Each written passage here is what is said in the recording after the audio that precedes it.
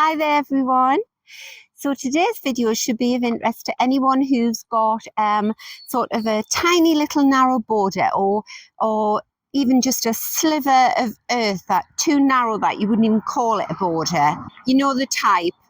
They get choked with weeds or they're covered in grass, and you'd like to grow something there but you don't know what or whether anything would grow there.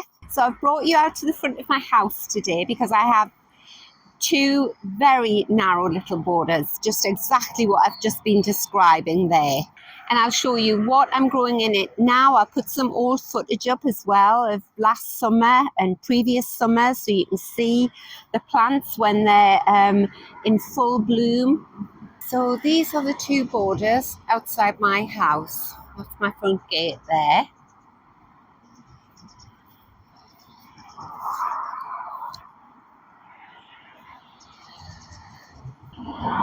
Just try and give you a view down there. And then it comes round the corner there into a point. So years ago, 16 years ago, when we moved in here, my border looked exactly like my neighbour's border there. And he's lovely. He won't mind me showing you his border there. So yes, you can see it's just really sort of wasteland, just grass with lots of weeds and dandelions. And the council come along about 4 times a year and they just trim it or run the lawnmower along it. And my side was exactly the same. And to tell you the truth, I was so busy concentrating on renovating the inside of the house that I didn't really have any time left with work and everything to concentrate on the garden. There were no plants in my garden. It was all laid to lawn. The trees were there, but no plants. So I really didn't think about this area at all. And it was only when we'd been in the house for a good few years and I had started to establish a garden inside the garden walls that I found I had excess plants. So I think it was the autumn and I was splitting plants and they were surplus to requirement. I didn't know what to do with them. And then I thought of this area here. And I thought, you know what? I'm going to dig up all that horrible scrub grass. It was quite a big job to do. And the wall, which was here when we bought the house, the builders had just buried under the surface all of the rubble and that. So it was really poor quality soil.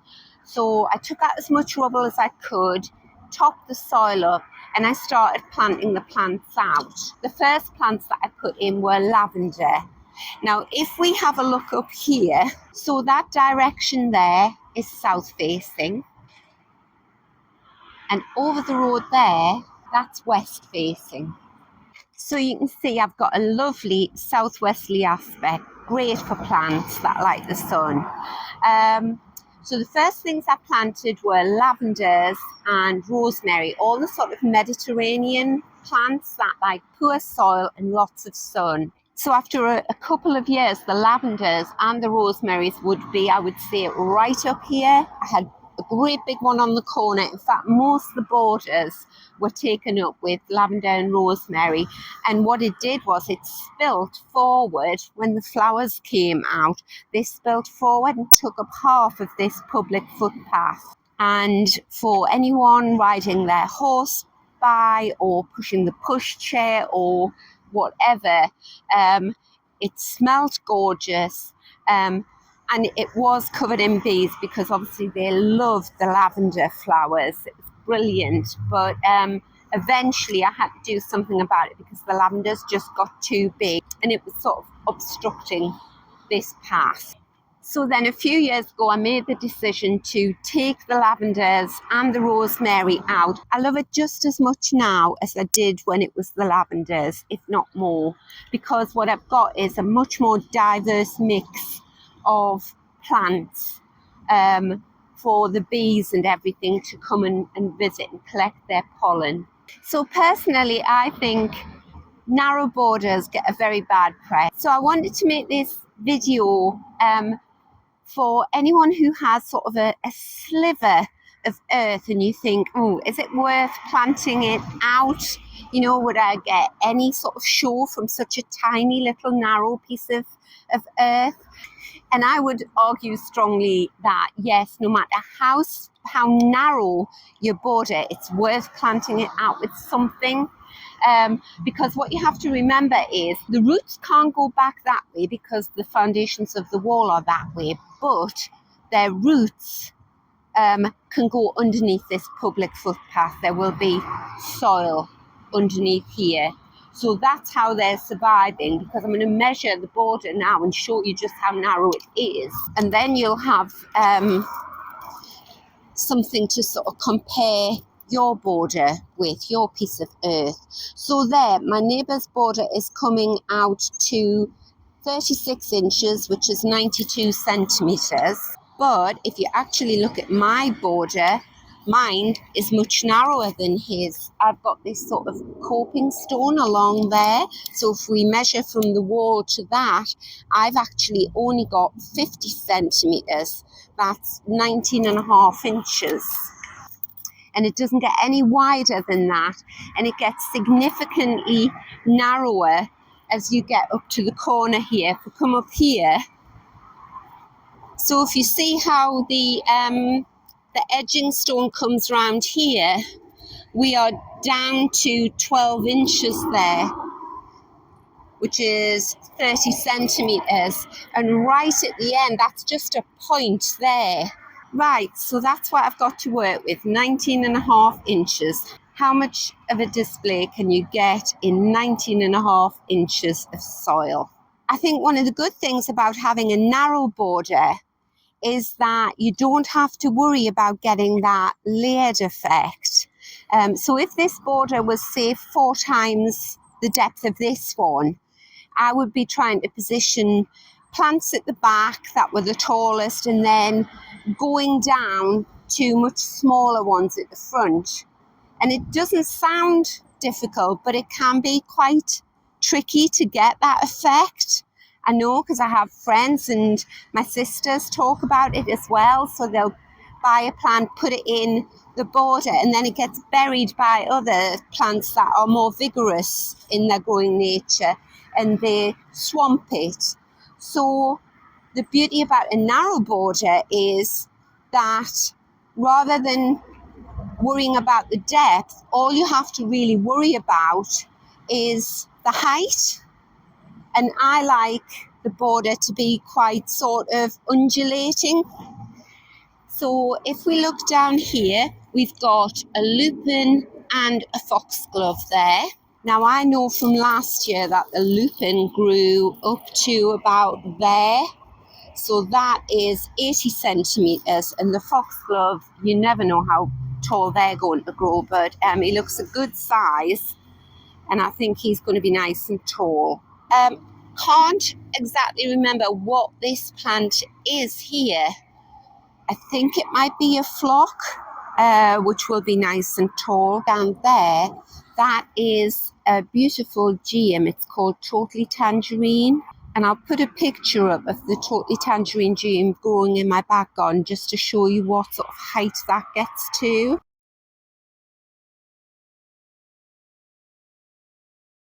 So yeah, he will grow up to about there. So then down here, we've got this lovely wallflower. All the plants in these borders I've grown from seed, or I've split the plants up in my main garden and put them in here.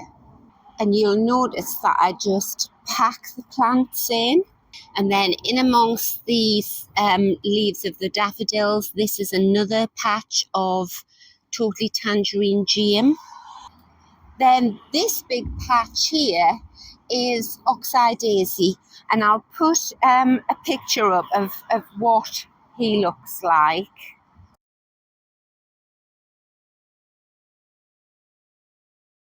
So the oxeye daisy, the leaves will go up to there, and then the flowers go taller, and he does have a habit of spilling forward. So he is a perfect candidate for the Chelsea chop, which I will be doing this year. I'm going to cut him down about half height, beginning of May, and then he will grow back, flower, but he won't get as leggy and hopefully he won't flop. Then as we come along here, this is Alcamellia mollis. I'll put a picture up of what he looks like.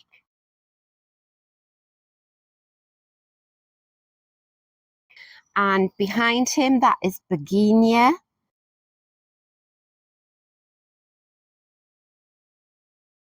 I've got wallflowers there.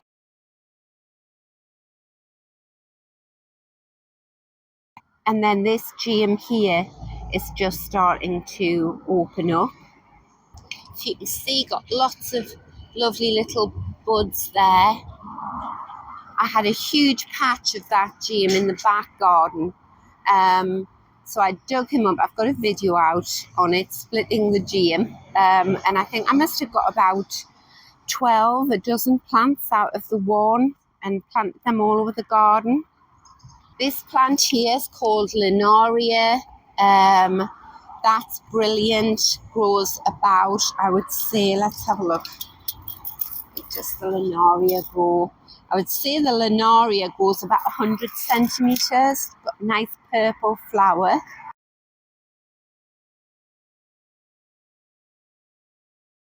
You can see I've got a lot of this creeping weed in here.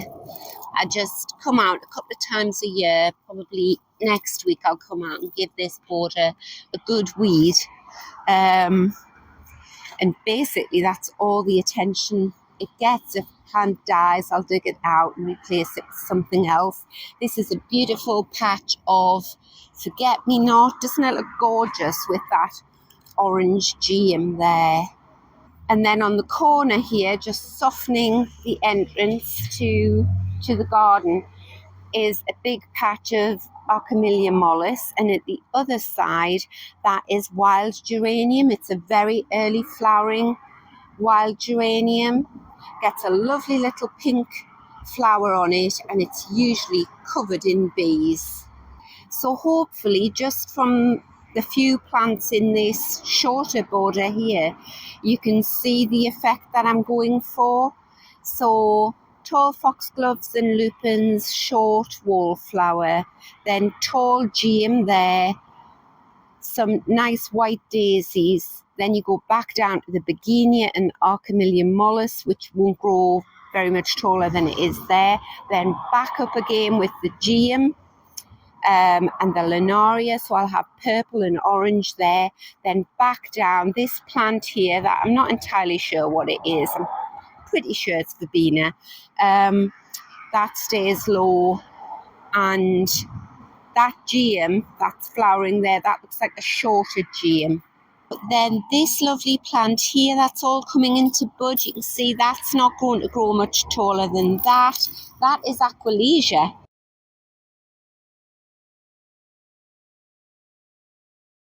Now here I would say maximum 70 centimetres.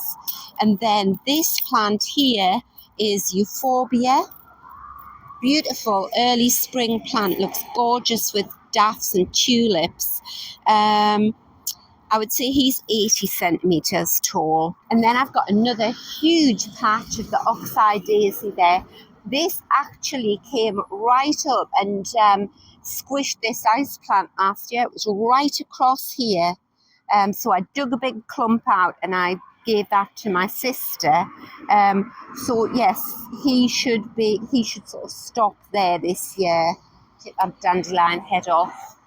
And then we've got another patch of Linaria there. I see a huge dandelion in there. It's amazing, isn't it? You dig a plant out and disturb the soil, and the first thing to grow is a weed. But easy enough to pull out. Look at the size of that weed there. Then down here we've got this sweetest little pale blue bulb growing there. Gorgeous. This lovely succulent plant here is sedum or ice plant. Now this loves poor soil.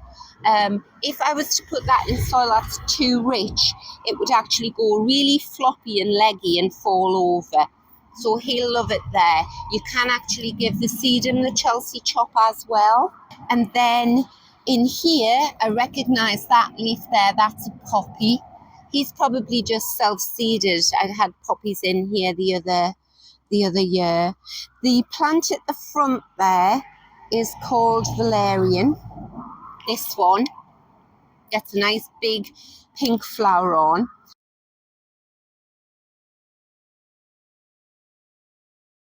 And then this plant at the front here is campanula. I think my mother used to call this Star of Bethlehem. It just gets a beautiful sky blue flower on him. And then I've got a nice patch of Linaria there, so the height will go back up again with some euphorbia beside him. More valerian down here. So just to give you some idea of the mix of colours, we're going to have white daisy. The sedum flowers are really sort of, it's more the foliage that's for sure during the summer months. The flower is red and that's sort of autumn. So I'm going to have white daisy, I'm going to have purple linaria, whatever colour that tall poppy is going to be, more linaria, pink valerian, and more pink valerian there.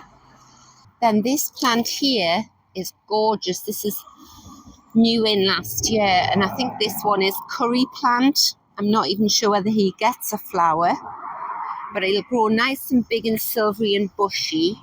See, I've got bluebells popping up. Now this is an interesting plant. This is Jerusalem sage. So he gets a lovely tall flower. The leaves stay down there, down low, but the flowers grow up here, and they're sort of like, they're yellow, and they grow in sort of like a claw shape all the way down the stem. It's beautiful. I never thought it was going to flower. I had him in for a good couple of years before he produced flowers for the first time last year. Then I've got more oxeye daisy. I've got a lavender there, more sedum, more aqualesia. This sort of self-seeds all over. Then this lovely leaf on the corner here, just as we go around the corner, is Crocosmia lucifer. I'll put a picture up of what he looks like.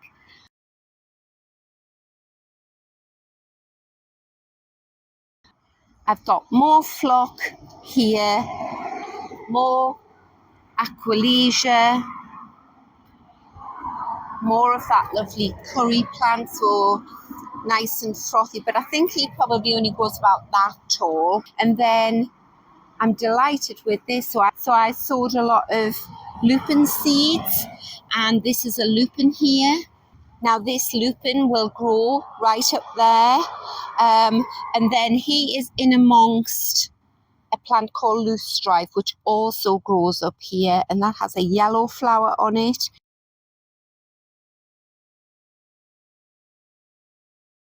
The geranium will stay low.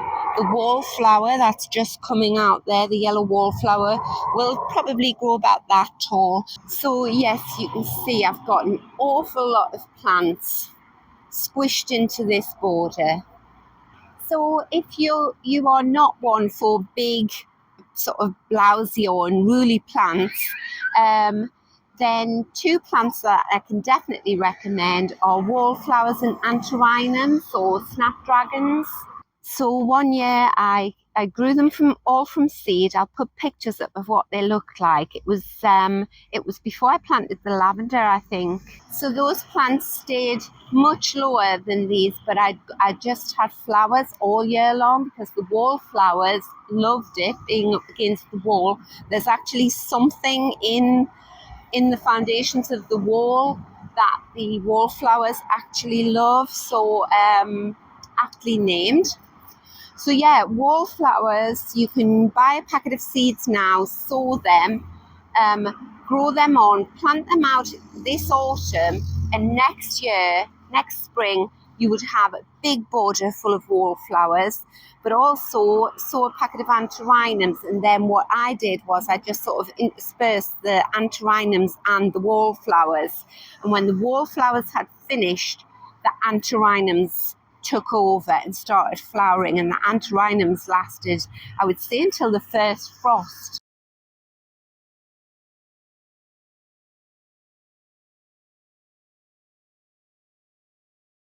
And a lot of people think or regard wallflowers and antirrhinums as annuals. For whatever reason, they might not have enough room and they pull them out after they've flowered. But I find that with both of those plants, I get at least 3 or 4 years out of them, and they get bigger and better every year. You just have to give them a trim and cut them back when they're finished flowering. And then eventually they get tired and you get more foliage than you do flowers, and that's when you know you need to plant something else. So yes, if you think these borders are narrow, I'm going to take you through into the back garden now, my white garden, and I'm going to show you some tiny little narrow borders that I plant out in. And just before we go, I'll just show you the beautiful ornamental cherry trees in flower there, and then all of these trees along there, they are lilac trees with a forsythia on the end there. The lilacs are just about to come into flower. Right, so I'll take you through into the white garden. That's a lovely wallflower there, isn't it? And my clematis is all coming out there. That's beautiful. And then I've got another one. I can't remember what that one is that I've planted in bud there.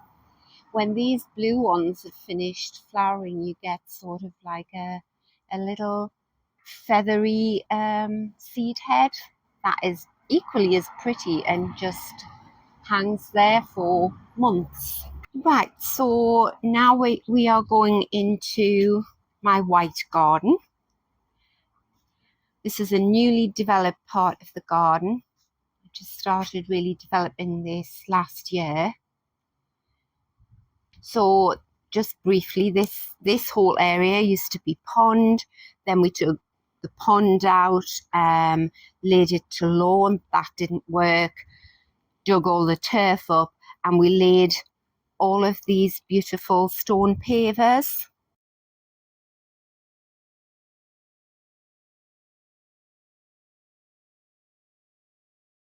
So if we look at this border up here, you can see that looks wide, but actually some of these pavers go right back there. And actually, if we measure how much soil I've got in there, that is an 18-inch border to there.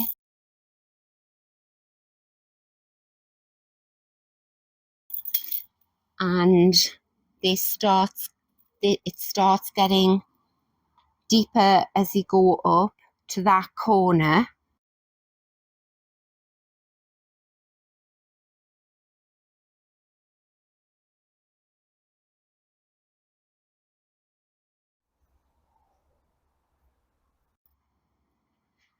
But at this side here,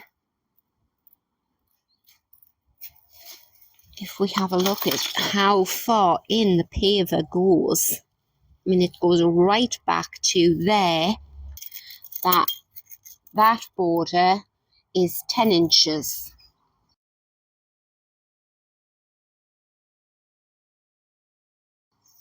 Oh, here's a better gap here. And at this point, it is 14 inches. But if we look at the planting in this area, so this is Solomon's seal. And you'll notice it doesn't have sort of foliage at the base, it just goes straight up. So that's really good for narrow borders. And then these plants here either side are Amimagus. Now they grow about, I would say, 6 to 7 foot tall, and I'm going to pin them to the fence and they'll sort of flop over this rain barrel and disguise that. But again, They don't have masses of foliage at the roots. They just grow straight up. So that's good. Foxgloves, that will grow nice and tall.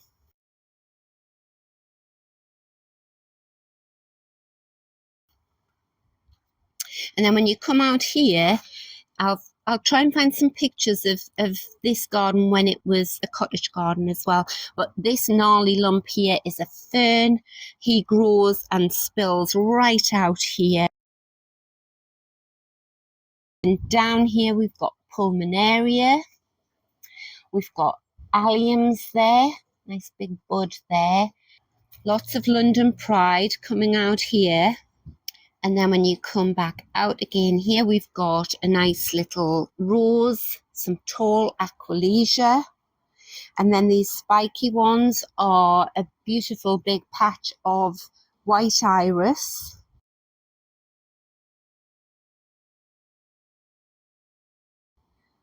So they grow really tall. They'll grow right up there. Then the Carex down at the front. Lovely big foxglove there. All the foxgloves are grown from seed and they should be white. I'm hoping this is the palest pink Planaria. So he grows really tall. He grows up there, I would say over 100 centimetres. Then I've got lots of wallflowers at the front here. I've got campanula, a very big tall white campanula, more foxgloves, a great big patch of oxeye daisy there. So you can see the border is getting wider there, hence that's why I've got the oxeye daisy in, and there's some allium in there as well with foxgloves at the back and more amimagus.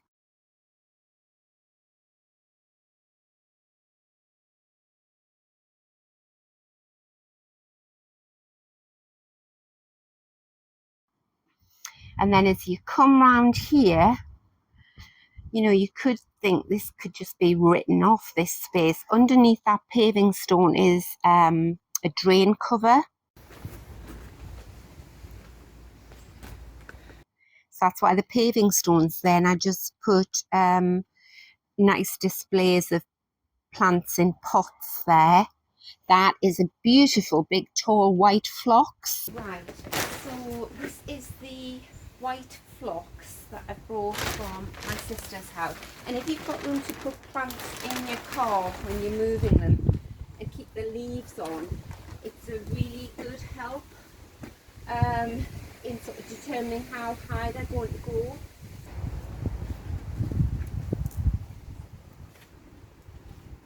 One lump down here.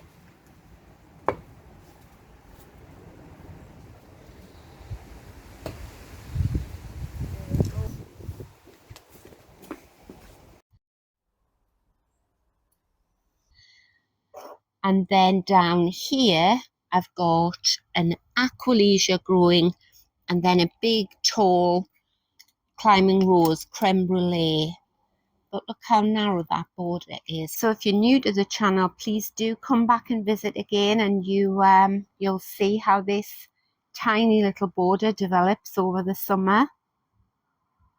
And then as we leave the white garden to go into the courtyard area, I've got this tiny sliver here, and there's always something lovely growing here. So I've got this one, which is arabus. That's another huge clump of geum. And then I've got a dusty miller at the end there. But I'll put some pictures. I used to have chives in this area.